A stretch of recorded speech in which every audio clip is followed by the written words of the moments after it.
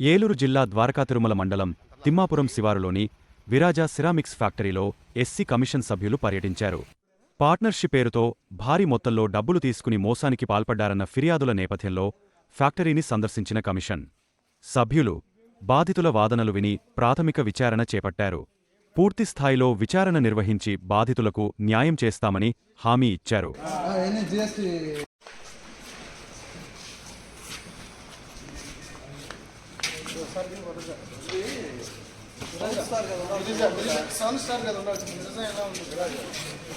యాక్చువల్గా south star మీద వీళ్ళు రన్ చేస్తుందండి. ఓకేనా? ఏ బ్రాండ్ లేకుండా ఇలా అంటే ఇంకా జిఎస్టీని ప్రభుత్వాన్ని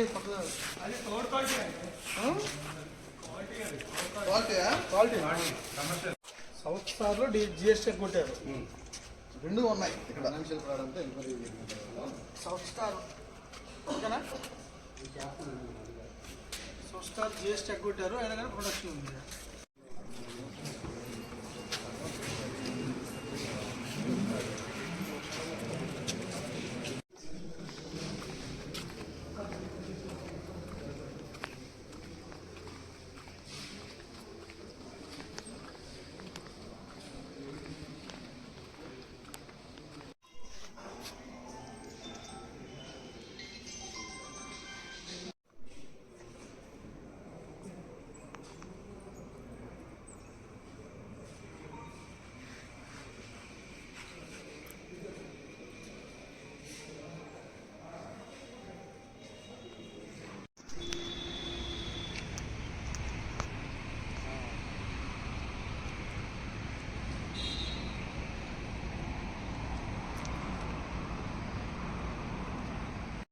ఈరోజు రాష్ట్ర SC commission chairman Shri KS Jawahar గారి ఆదేశాల మేరకు ద్వారకా తిరుమల ఇక్కడికి రావడం జరిగింది. పల్లయ్య గారు అండ్ నాగమణి గారు వారి దంపతులు, నాగజ్యోతి గారు వారి దంపతులు ఎస్సీ కమిషన్ని గతంలో ఆశ్రయించడం జరిగింది.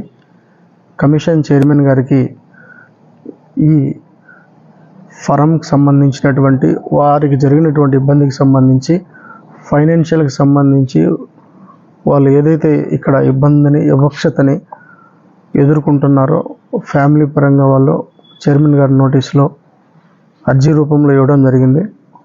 గౌరవ చైర్మన్ గారు ఆ విషయమై ఒకసారి వీళ్ళని నోటీసుల ద్వారా కమిషన్ ముందుకు పిలిపించడం జరిగింది. గతంలో ఆ ఫరంకి సంబంధించినటువంటి ఎవరైతే డైరెక్టర్స్, బోర్డ్ ఆఫ్ డైరెక్టర్స్ ఉన్నారో అప్పట్లో ఎవరైతే వాళ్ళు ఒక ఒప్పందంతో, ఒక అంగీకారంతో ఫరం స్టార్ట్ చేశారో ఆ బోర్డ్ ఆఫ్ డైరెక్టర్స్ అందరూ ఆ రోజు అటెండ్ అవ్వలేదు. తర్వాత చైర్మన్ గారు ఇంకో డేట్ ఇచ్చారు. ఈ లోపల కమిషన్ ముందుకు వచ్చి పల్లెకి ఇబ్బంది లేకుండా ఏదైతే అనుకున్నారో, ఏదైతే మినిట్స్లో రాసుకున్నారో అది ఇంప్లిమెంట్ చేయమని చెప్పేసి గౌరవ చైర్మన్ గారు చెప్పడం జరిగింది. అయితే ఆ విషయంలో వాళ్ళు ఈ ఫర్మ్ సంబంధించినటువంటి యాజమాన్యం పూర్తిగా నెగ్లెక్ట్ చేసింది. మళ్ళీ పల్లయ్య గారు కమిషన్ ఆశ్రయించడం జరిగింది. తదుపరి స్పందించినటువంటి చైర్మన్ గారు వెంటనే కమిషన్ మెంబర్స్ని ఫరంకి పంపిస్తాము, వాస్తవ పరిస్థితులు తెలుసుకొని వస్తారు అని చెప్పేసి చెప్పడం, ఆదేశించడం జరిగింది. అందులో భాగంగా ఈరోజు ఇక్కడికి ఫరంకి రావడం జరిగింది. ఇక్కడ మేము చూసిన తర్వాత గతంలో ప్రీవియస్గా ఏదైతే జరిగిందో అదే జరుగుతూ ఉంది. ఇక్కడ టోటల్గా మేనేజ్మెంట్ అనేది కింద వ్యవస్థని కూడా టోటల్గా మేనేజ్ చేసినట్టు అర్థమవుతూ ఉంది. కమిషన్ వస్తుందని తెలిసి గౌరవ కలెక్టర్ గారికి, గౌరవ ఎస్పీ గారికి ఎస్సీ కమిషన్ నుంచి, చైర్మన్ గారి నుంచి ఆల్రెడీ కమిషన్ విజిట్కి వస్తుందని ఫార్వర్డ్ చేయడం కూడా జరిగింది. కలెక్టర్ ఆర్డర్స్ని డిపార్ట్మెంట్ వారు కానీ, ఎస్పీ ఆర్డర్స్ని ఈ డిపార్ట్మెంట్ వారు కానీ ఒబే చేయాల. కమిషన్ ఈ ఇన్స్టిట్యూషన్లోకి ఎంటర్ అవుతుందని తెలిసి కూడా ఈ డైరెక్టర్స్ ఇక్కడ లేకపోవడం కూడా కమిషన్ మెంబర్స్ని ఆశ్చర్యపరిచింది. 1 వీక్ క్రితం నుంచే కమిషన్ ఇక్కడ వస్తుందని పేపర్గా అధికారికంగా ఇవ్వడం జరిగింది.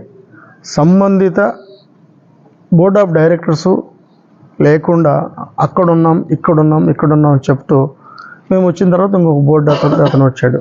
దీన్ని బట్టి చూస్తే పల్లయ్యని నిజంగా కావాలని ఒక దళితుడనే ఉద్దేశంతో ఫైనాన్షియల్గా అతనితో ఇన్వెస్ట్మెంట్ చేయించి అతనికి ఇవ్వాల్సినటువంటి అమౌంట్స్ కూడా ఇవ్వకుండా ఇబ్బంది పెడుతూ అతన్ని చులకన భావంతో వాళ్ళ ఫ్యామిలీని సఫర్ చేసే విధంగా వ్యవహరించినటువంటి తీరుని కమిషన్ తప్పుపడతా ఉంది. అందుకనే ఇక్కడ వాస్తవ పరిస్థితుల్ని అంచనా వేశాము. చైర్మన్ గారు మాకు ఏదైతే బాధ్యతతోటి విజిట్ చేసి వాస్తవ పరిస్థితులను తెలుసుకొని రమ్మని చెప్పడం, ఇక్కడ పరిస్థితులను మేము అన్నీ తెలుసుకోవడం, పిన్ టు పిన్ ఇక్కడ ఏం జరిగింది, ఇక్కడ వాస్తవానికి డైరెక్టర్స్ లేకపోవడం, ఇక్కడ పనితీరు పరిస్థితులు అన్నీ చూస్తే మాకు ఒక ఐడియా వచ్చింది. ఇదే విషయాన్ని గౌరవ చైర్మన్ గారి నోటీసులో పెడతాము. తదుపరి ఆదేశాలు గౌరవ చైర్మన్ గారి ద్వారా గౌరవ కలెక్టర్ గారికి ఆదేశాలు ఫార్వర్డ్ చేసి ఈ కంపెనీకి సంబంధించి పల్లయ్య గారి కుటుంబానికి జరిగినటువంటి అన్యాయం ఫైనాన్షియల్కి సంబంధించి కమిషన్ అన్ని రకాలుగా పల్లయ్య గారి కుటుంబానికి పల్లయ్య గారికి అండగా ఉంటుంది. త్వరలో ఇక్కడ ఏదైతే మేము వాస్తవాలు తెలుసుకున్నామో గౌరవ చైర్మన్ గారి నోటీసులో కమిషన్ పెడతా ఉంది. ఇంకోటి ఏంటంటే సోషల్ వెల్ఫేర్ డిపార్ట్మెంట్ డీడీ గారు ఇక్కడ లేకపోవడం ఆశ్చర్యాన్ని ఇస్తుంది. రెవెన్యూ డిపార్ట్మెంట్ ఎంఆర్ఓ గారు ఇక్కడ రాకపోవడం ఇంకా ఆశ్చర్యానికి గురి చేస్తూ ఉంది. ఎస్సీ కమిషన్ అంటే గౌరవ కలెక్టర్ గారి దగ్గర నుంచి ఆర్డర్స్ వచ్చాయంటే వచ్చేసారని చెప్తాడు. కమిషన్ వస్తుందంటే ఇక్కడ రావాలి, ఇంత పెద్ద ఇష్యూ ఉందని ఆయనకి. అందుకే ఇవన్నీ కూడా చూస్తూ ఉన్నాం. సోషల్ వెల్ఫేర్ డిపార్ట్మెంట్ వారు, రెవెన్యూ డిపార్ట్మెంట్ వారు ప్రతిదీ కూడా వారి నిర్లక్ష్యం, కమిషన్ మీద ఉన్నటువంటి వారి యొక్క అవగాహన తెలిసి చేశారా, లేకపోతే పల్లయ్య కుటుంబానికి అందరు కలిసి వీళ్ళందరితో మ్యానిపులేషన్ చేసుకొని అందరూ మాట్లాడుకొని ఇబ్బందులు గురి చేయాలని ఏమన్నా ఇదయ్యారా అనే దాన్ని కూడా అంచనా వేయడం జరిగింది. కొన్ని పరిస్థితులు కూడా తెలుసుకున్నాము. గౌరవ చైర్మన్ గారి దృష్టిలో పెట్టి త్వరలో పల్లయ్య గారికి న్యాయం చేసే విధంగా ఎస్సీ కమిషన్ అండగా ఉంటుంది. పల్లయ్య గారు నమస్కారాలు తెలియజేస్తున్నామండి. ఈ రోజున ఇక్కడికి రాకుండా ఉండాలని మేము ఇన్ని సంవత్సరాలు వాళ్ళకి టైం ఇచ్చామండి. మేము 10 సంవత్సరాల నుంచి మాకు నరకం చూపిస్తున్నారండి. వాళ్ళు ఇక్కడ వర్కర్స్ పనిచేస్తున్నారు. వాళ్ళ కొడుకు నేను ఈ ఫ్యాక్టరీలోకి వాళ్ళు కొత్త వాళ్ళు వస్తున్నప్పుడు చెప్పానండి, నాన్న మీరు తీసుకుంటే 10 మంది బతుకుతారు, ఆ పుణ్యం మీకే ఉంటుంది, దానికి మేము సహాయం చేస్తాను, తల్లిగా నిలబడతాను నేను, మీరు కొంచెం అభివృద్ధిలోకి వచ్చినప్పుడే మాకు ప్రతి నెల ఇంతనివ్వండి, మీరు అన్యాయం అవ్వద్దు, మాకు కూడా అన్యాయం జరగొద్దు అని నేను ఎవరైతే కొత్త వాళ్ళు వచ్చారో కృష్ణారెడ్డి, జగన్మోహన్ రెడ్డి, వీరెడ్డి వీళ్ళు ఎవరైతే కొత్తగా హ్యాండ్ చేసుకున్నారో వాళ్ళతో నేను స్వయంగా మాట్లాడాను. అమ్మ నీ మాట మీదే నేను తీసుకుంటున్నాను, నీకు నేను అన్యాయం చేయనమ్మా, మీరు నా తల్లి తండ్రి లాంటి వాళ్ళు అని కృష్ణారెడ్డి నాకు ప్రామిస్ చేసి ఈ ఫ్యాక్టరీలోకి వచ్చారండి. ఆయన ఫ్యాక్టరీలోకి వచ్చిన తర్వాత నేను ఎప్పుడు డబ్బులకు వచ్చినా అమ్మ నీ మాట మీదే తీసుకున్నాను, ఈ ఫ్యాక్టరీ రన్ అవ్వట్లేదమ్మా, నాన్న ఈ అప్పుల్లో ఉన్న ఫ్యాక్టరీని మీరు తీసుకున్నారు కానీ దీనికి టైం ఉంటుంది, దీని యొక్క శ్రమ వృధా కాదు నాన్న, మీరు పికప్ అవుతూనే మాకు ఇవ్వండి, మేము కూడా అప్పుల్లో ఉన్నాము. దొరబాబు అనే వ్యక్తి ఎవరో మాకు తెలియదండి. మాకు ఒక తోడబుట్టినోళ్ళకి మా ఇంటికి వచ్చి మా దగ్గర డబ్బులు లేకపోతే అందరి చేత నేను దేహిని భిక్షమెత్తానండి. మా ఊరు వెళ్ళి ఆయన ఒక తోడబుట్టినోళ్ళకి నా కాళ్ళు అట్టేసుకుని అమ్మ నీ చేతులు కాదమ్మ కాళ్ళు నా చేతులు పట్టుకుని ఆయన బ్రతంలాడితే నేను విజయవాడ నుంచి రాజమండ్రి వచ్చి ఆయన కారు మీద వెళ్ళి ఇదిగో పక్కన ఉన్నారు వీళ్ళ కాళ్ళని పట్టుకునండి నేను ఎవరండి ఈ డోక్రా వాళ్ళ దగ్గర ఇలాగ అందరి దగ్గర నేను వసూలు చేసి ఈయన చాలా కష్టాల్లో ఉన్నారు. మా సార్ చెప్పారు దొరబాబు గారు అంటే దేవుళ్ళు అంటారే అని చెప్తే నేను ఎప్పుడు ఎవరింటికి వెళ్ళలేదండి. నేను ఒక ఆఫీసర్ భార్యనండి, ఎప్పుడు ఎవరు గుమ్ము వెక్కలేదు, ఎవరికి నమస్కారం కూడా పెట్టలేదు. అందరు నా ఇంటికి వచ్చి నాకు నమస్కారం పెట్టారు, మా అతిథిని స్వీకరించి వెళ్ళారు. మేమెవరో ₹1 తినలేదండి. ఆ దొరబాబు అన్న ఆయనకి తెలుసండి. ఆయన అన్నారు అమ్మ నీది ₹1 తింటే నా పిల్లల్ని నేను అడుగు తింటామమ్మా, నా ఆస్తులు తగినమ్మా, నేను ఎప్పుడు తీరుస్తానమ్మా, ఫ్యాక్టరీ ఇచ్చిన ఇవ్వపోయినని నాకు ప్రామిస్ చేశారండి. మేము వీళ్ళ ఇంటికి ఎన్ని 100 సార్లు తిరిగాము, ఈ ఫ్యాక్టరీకి ఎన్ని 100 సార్లు తిరిగాము. ఉదయం 9 గంటలకు వస్తే సాయంత్రం 5 గంటల వరకు మాట్లాడేవారు కాదండి మాతోటి. ఏదో ఫోన్లు మాట్లాడుకోవడం, వాళ్ళకి కాల్ తిమ్మిరి లేకపోయినాడు తిమ్మిరి లేకపోయి అలాగే కూర్చుని ఉంటే అమ్మ చెప్తున్నాం కదా మేము చాలా ఇబ్బందుల్లో ఉన్నాం, మేము చాలా కష్టాల్లో ఉన్నాం, మేము ఇప్పుడు ఏమి చేయలేము. ఎన్నిసార్లు చెప్పాలి మీకు, మీ తెల్లవారి మీ మొహాలే చూడవలసి వస్తుంది, మీ దరిద్ర మొహాలే చూడవలసి వస్తుంది.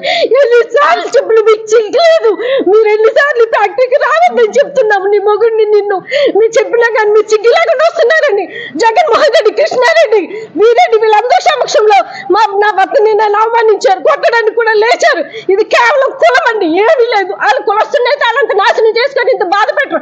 కేవలం మేము ఎస్సీ కులంలో పుట్టాం, మేము మాలవాళ్ళు, మమ్మల్ని ఎంత అన్యాయం చేసిన ఎవరు అడిగి వాళ్ళు లేడు. మాకు న్యాయం జరగదని ధైర్యంతో మాకు ఇన్ని సంవత్సరాల నుంచి మమ్మల్ని ఏడిపించి నా పిల్లలు కష్టార్జితం అండి. అది వీళ్ళందరికీ ఇప్పించి నా ఆస్తులు అమ్ముకుని ఉండటానికి ఇల్లు లేదండి. ఈ రోజు రోడ్డు మీద ఉన్న 3 అంతస్తుల బిల్డింగ్, 5 ఎకరాల పొలం అమ్ముకుని మధ్యవర్తులుగా ఉన్నందుకు ఈ లోపలన్నీ తీర్చండి.